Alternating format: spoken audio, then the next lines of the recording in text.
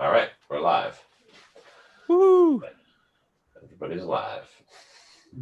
We survived one more week.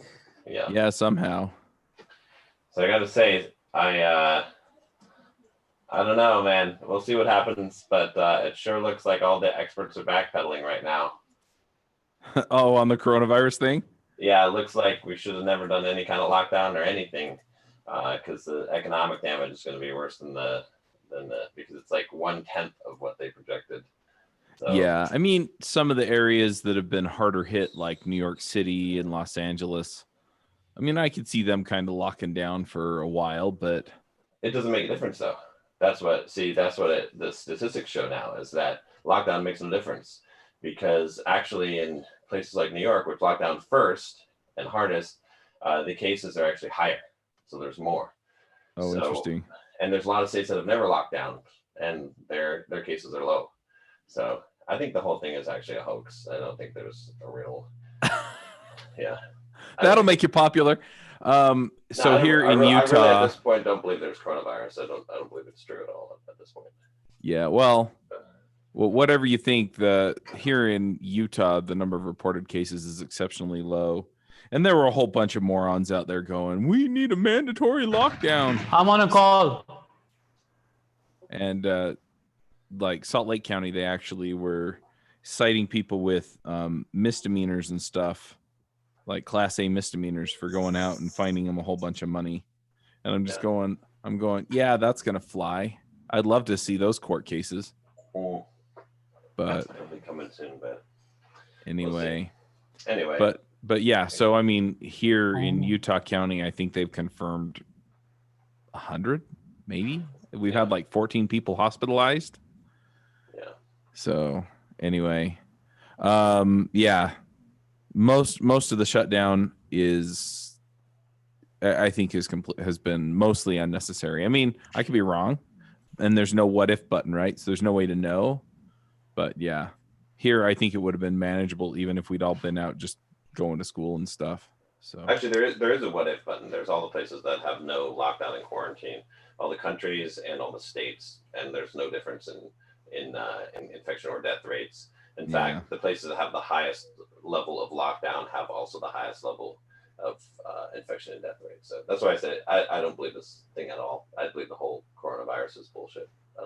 At this point, before I believed it was true, but after looking at these numbers and looking at the backpedaling where they're like, oh, 200,000, and then they're like, oh, well, actually maybe like 40,000. Oh, it looks like it's gonna be less deaths than the flu. That's where I'm like, and then half of the people that probably died in the hospital, if not more, may have just had the flu or would have died from the flu anyway. I'm highly skeptical at this point. I'm not saying 100% that I think that it's bullshit, but there's a really high 40,000. They said 40,000 now in the U.S. And they keep revising it downward. Yeah, I think it's even less than that now. So, well, and the other thing is if you, I mean, a lot of these there are other mitigating things. What is the U.S. number? Because I think Donald Trump last said 200 to 240,000. What's the new number? It's like less than 50,000 now. What's the current count though? The current death count, if you actually believe the death count, meaning that it actually is from coronavirus, is 17,800. Yeah. Yeah, and there's no logarithmic. Yes, why can't I say it? Logarithmic. There we go. There's no logarithmic progression anymore. In fact, the linear increases actually flatten. So of progression of what? Of infections or deaths. Yeah. Logarithmic progression of what? No. Okay, so infections are not progressing as fast because our testing sucks. We can only test 100,000 a day. So no matter what you do, that's all you got. So when you only test 100,000 a day, the number of positives will only come out between 20 and 30,000 every given day. Right. So number of cases are not growing exponentially because the testing sucks. If we could test 1 million a day, we would have a lot more real data. Right now, we don't have real data. No, testing in California is not at capacity. Testing in California is not at capacity. Testing in the country right now they cannot process more than 100,000 test cases. That No, is they're a doing- fact. they're And that's doing why instant. only 25 to 30% of people, that is, you tell me, you can find, if you can find me data that shows we're doing more than 100,000 tests any given day, I will give you credit for that. That We're used only to be doing the 100,000 case. tests a day. And the problem is, Yeah.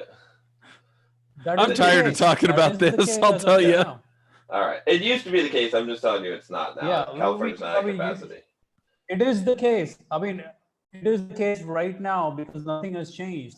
It doesn't matter. People You can look. in It does. California are like, literally people who are suffering, and the doctor's like, you're not a candidate for getting tested, so you're not going to get tested. We It cannot doesn't- test you. It doesn't matter. People are having fever, I'll just sitting I'll at just home. concede that point. They're being I'll just- told we're not going to test you. I'll just concede the point because it doesn't matter, because death rate is what matters, and the death count has nothing to, is not limited by any factor. And death Well, count the is not number of deaths rising. are going up. The number of deaths are going up. No, they're going down every day. You can look at the data. Let's look at the data.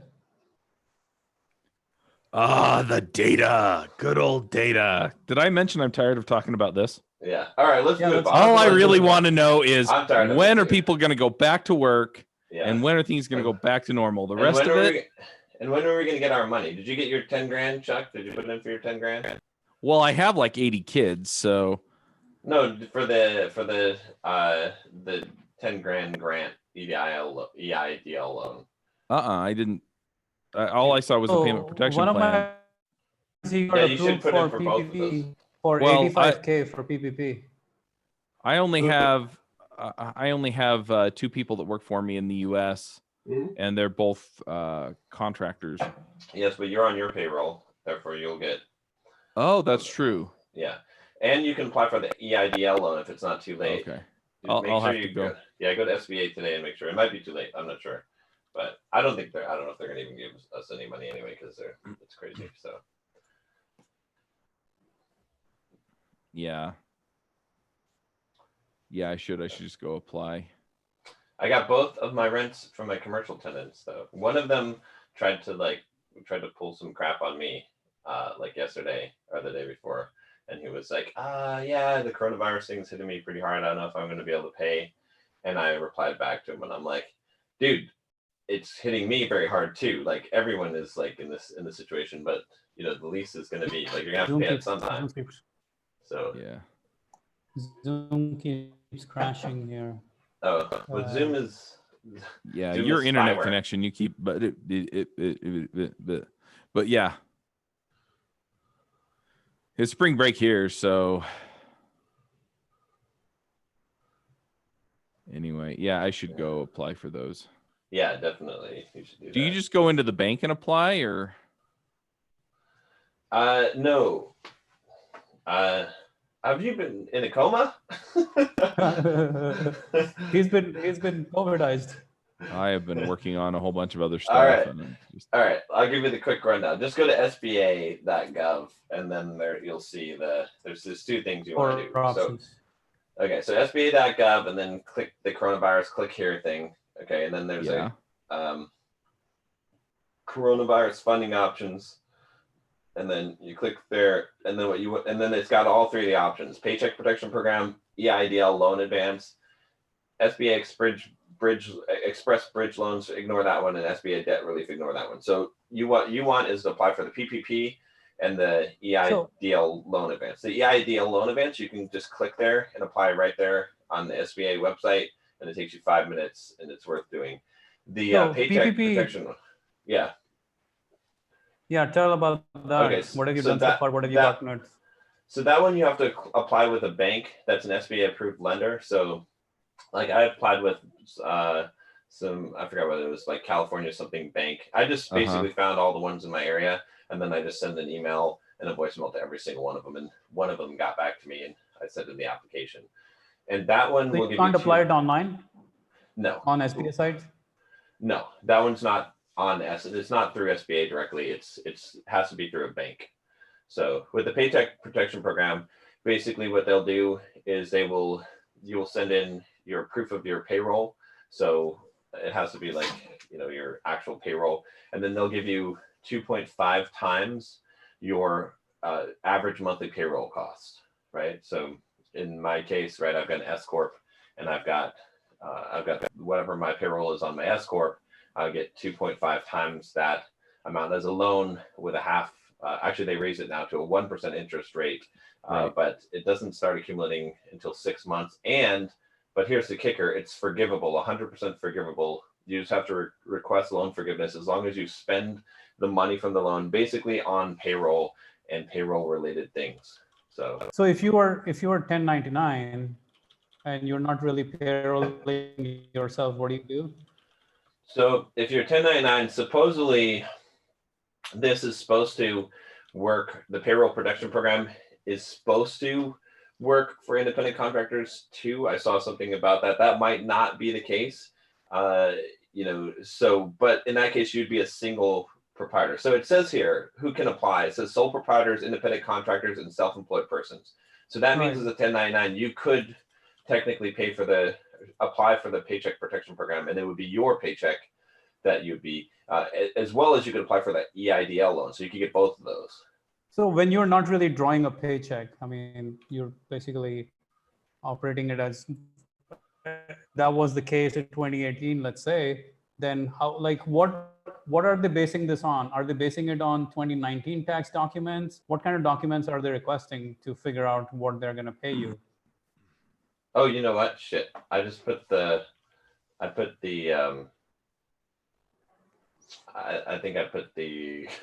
episode on the wrong. I think I put it on my Bulldog Mindset.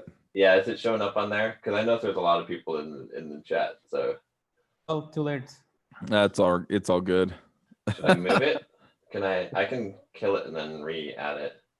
I guess I should do that, right?